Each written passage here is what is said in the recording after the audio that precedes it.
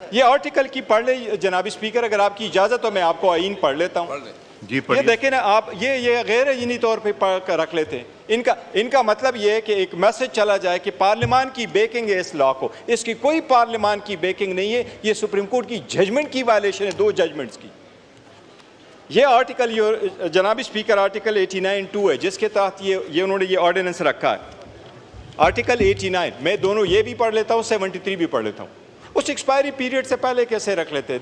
4 ہی تو دن ہو گئے اس لا کے.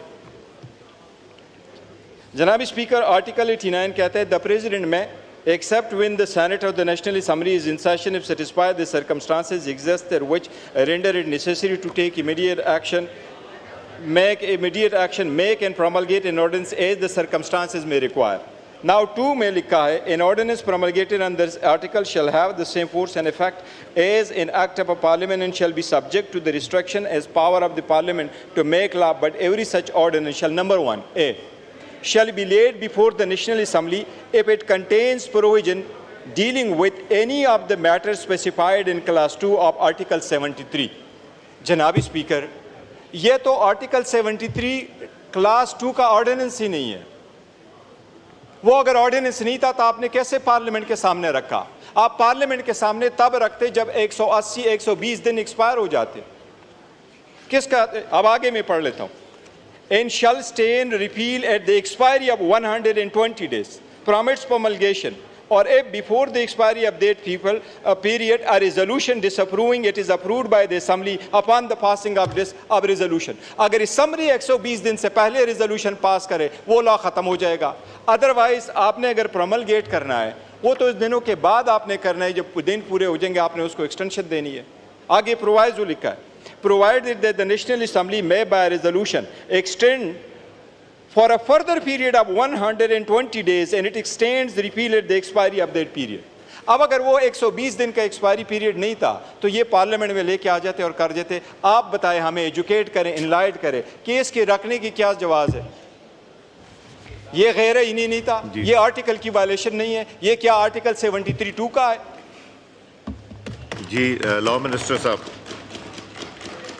بھائی نے بڑی وضاحت سے کچھ چیزیں بیان کی ہیں، لیکن مجھے افسوس اس بات کا ہے کہ پارلیمنٹری پریکٹسز اور آئین بڑا واضح ہے. اس پہ آرڈیننس پروملگیشن کے بعد اصولی طور پہ امیجیٹلی پارلیمان کے سامنے رکھنا چاہیے، تاکہ اگر پارلیمان اسے اسٹریٹ اوے ریجیکٹ کرنا چاہتی ہے تو ریجیکٹ کرے، اگر وہ اس پہ ڈیبیٹ کرنا چاہتی ہے تو ڈیبیٹ کرے، اگر وہ کمیٹی کو بھیج کے اس پہ کچھ امینڈمنٹس لانا چاہتی ہے تو وہ لائے، تاکہ جو ہم کہتے ہیں کہ ایک انکلوسیو انپٹ کے بعد وہ ایکٹ کی شکل اختیار کرے. آج یہ آرڈیننس لے ہو گیا اس پارلیمان میں، جناب نے اس کو بھیج دیا کمیٹی میں. It would be now treated as bill as it has been originated as it has been. میری بہن مجھے موقع تو دیں، سن تو لیا. اب یہ اس ایوان کا اختیار ہے اور یہی آئین کی منشا ہے، یہی ہمارے رولز آف پروسیجر کہتے ہیں کہ یہ ایوان اس کو قانون کی شکل دینے کے لیے، یعنی کہ ایکٹ آف پارلیمنٹ بنانے کے لیے اس پہ ڈیلیبریٹ کرے گا اور پھر اپنے ووٹ کی طاقت سے اس کو پاس کرے گا یا اس کو ریجیکٹ کرے گا، ود اور وداؤٹ امینڈمنٹس. تو یہ اختیار اس ایوان کا ہے. آپ نے تو شکوہ کیا کہ جی آپ نے کیوں اندھیرے میں ڈال دیا ہے، ہم تو آپ کے کہنے پہ فوری لے آئے ہیں آپ کے سامنے کہ لیں گے، آپ کے سامنے رکھتے ہیں. آپ اب ایوان کے سامنے یہ چیز آ گئی، کمیٹی میں اس کو ڈیلیبریٹ کر لیں، نہیں کرنا ہاؤس میں ڈیلیبریٹ کرنا ہے، یہ ہاؤس کا اختیار ہے. لیکن جو پریکٹس رہی ہے وہ یہی ہے کہ یہ کمیٹی کے سپرد ہوتا ہے. Now it is property of this house.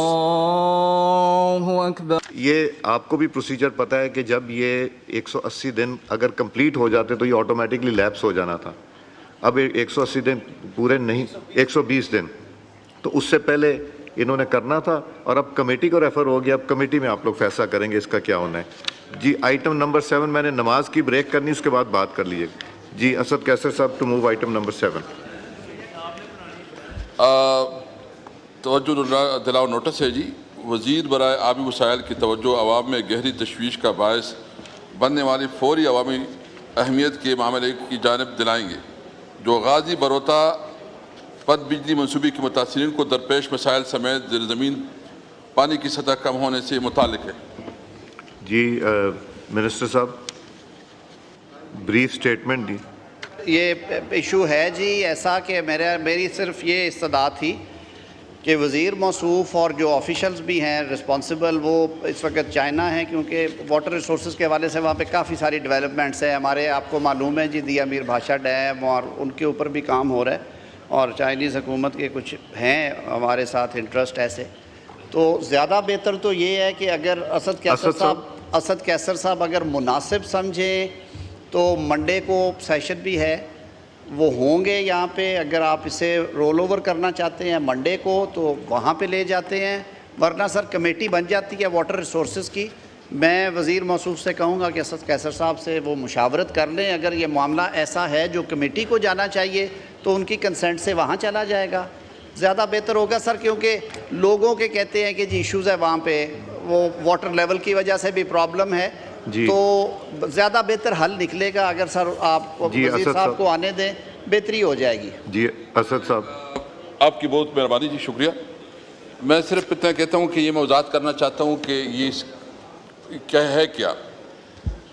جناب اسپیکر، جب میں یہاں میرے پاس میں پوزیشن تھی ایز اے اسپیکر، تو ایک تھی یہ بنیادی غازی بروتا جو ڈیم بنا ہے، یہ ہمارے گاؤں دیہات کی جو دریائے سندھ کہتے ہیں، یہ پانی ہمارے دریاؤں پہ، ہمارے گاؤں پہ، دیہات پہ، یہ تقریباً 180 یعنی 180 گاؤں ہیں جو کہ اس دریا کے کنارے ہیں، اور اس دریا کے ساتھ ہمارا پورا تعریف ہے۔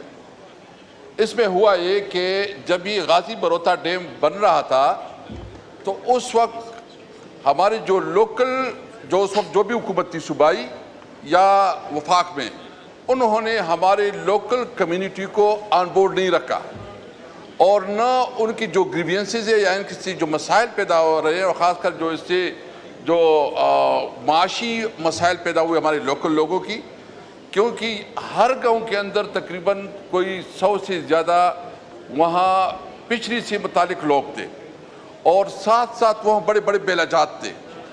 ابھی بھی انٹرسٹنگ بتاؤں جی کہ یہ جب سرد موسم آتا ہے تو پانی کم ہو جاتا ہے، کیونکہ توربیلا سے جو پانی آتا تھا تو وہ اس وقت جب غازی بروتا ڈیم نہیں بنا تھا تو اس وقت یہ 300 کیومکس پانی سردیوں میں یعنی نومبر، دسمبر، جنوری، فروری، مارچ، اپریل تک چلتا تھا۔ اس پہ ہمارا جو ہے نا پچھلی کا جو بزنس تھا ہمارے لوکل کمیونٹی کا بہت زیادہ ہوتا تھا۔ ہوا یہ کہ ابھی وہ 300 کیومکس پانی، اس کی جگہ ابھی صرف 28 کیومکس پانی علاقے کو دیا جا رہا ہے۔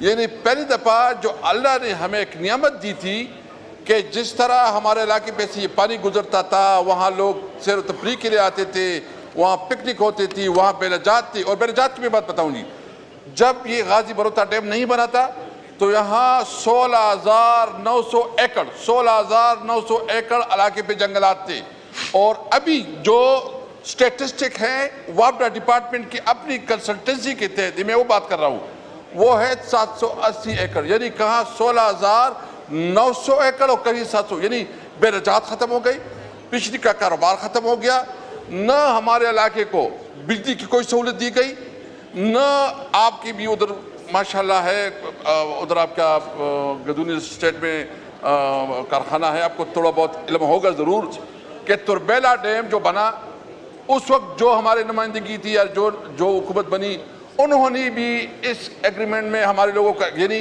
پانی سے جو بجلی بنتا ہے وہ کوئی میرے خیال میں 6-7 روپے پہ بنتا ہے، اور ابھی ہمیں ملتا ہے 62 روپے پہ فی یونٹ۔